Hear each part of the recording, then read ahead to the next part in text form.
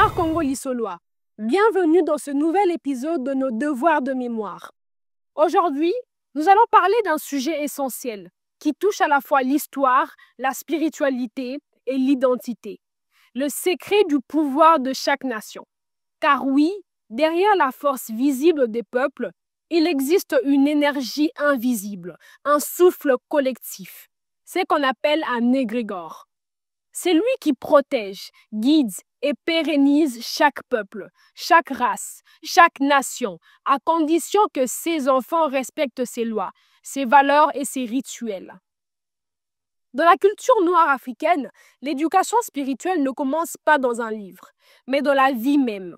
On apprend l'amour, le respect de la nature et des autres espèces, le pardon, l'humilité, le courage, la solidarité, la morale et le respect des aînés. On apprend aussi à honorer les divinités, selon les circonstances et les besoins, avec des rituels précis, confiés à des spécialistes formés pour cela. Et pourtant, ce qui est accepté ailleurs est diabolisé ici. Regardez par exemple le judaïsme.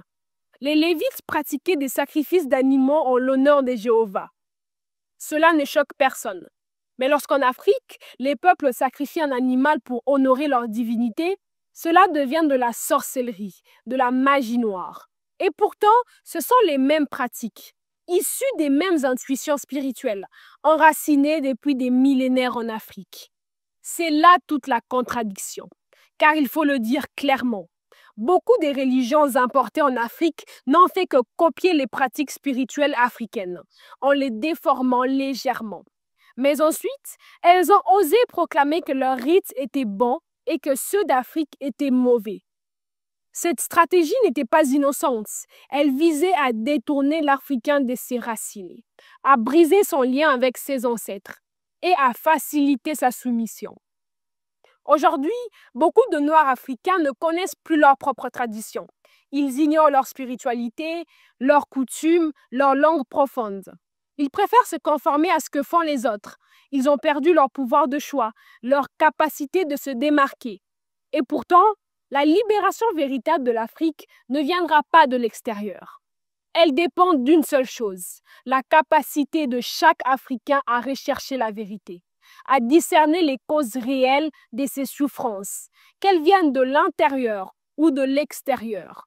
Elle dépend aussi de sa capacité à résoudre ses problèmes avec une connaissance solide, une intuition développée et une action consciente et constructive. Frères et sœurs, retenons ceci. Le secret de la puissance de chaque nation réside dans sa spiritualité originelle. C'est pour cette raison que les puissances coloniales se sont acharnées à briser ce lien, à imposer d'autres dieux, d'autres prénoms, d'autres valeurs. Regardez autour de vous.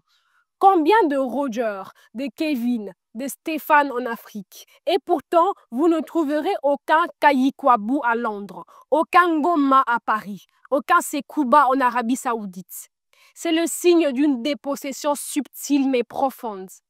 Alors, chers Congo-Lissolois, notre devoir de mémoire est clair.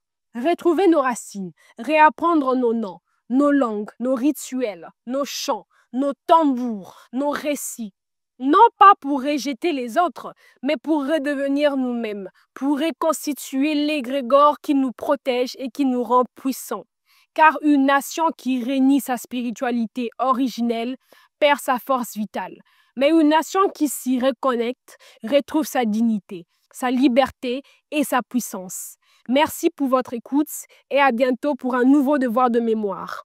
For all the African News Show. Stay tuned for Black history, society, and culture. Want to be entertained with more Black trivia and much more facts? Well, this is a place to go. Hey, did you know the first computer was made by a Black person? No, I didn't know. Where'd you find out? Congo-Lissolo, where you can find more information like this and much more. Make sure to check out the Your Space section, where you can put your own publications, events, ads, and even your thoughts. Want more information? Go to www.congolissolo.net. Congo-Lissolo forever.